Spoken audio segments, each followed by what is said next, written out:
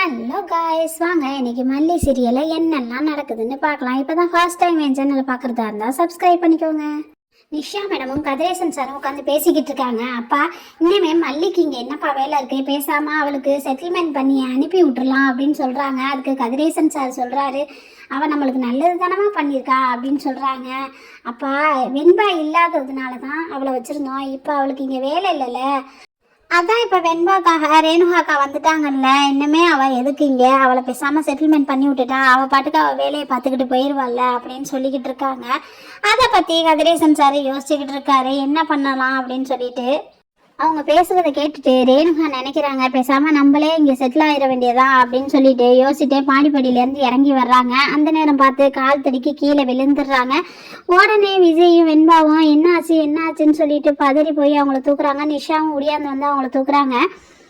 அதுக்கப்புறமா அவங்கள ஒரு சேர்ல உட்கார வச்சு அவங்களுக்கு விஜய் மருந்து தடவிட்டு இருக்காரு. அதுக்கு ரேணுகா நினைக்கிறாங்க, இப்படிப்பட்ட புருஷன் கிடைக்கணும்னா கொடுத்து வைக்கணும், பேசாம இவரை கூடயே இருந்துடலாமா அப்படின்னு சொல்லி யோசிச்சுக்கிட்டே இருக்காங்க.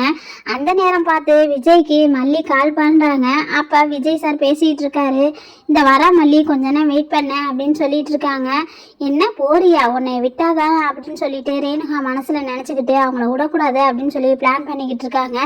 அதுக்கப்புறம் என்ன நடந்திருக்குங்கிறத அடுத்து வரப்போகிற எபிசோடில் பார்த்து தெரிஞ்சுக்கலாம். தேங்க்யூ.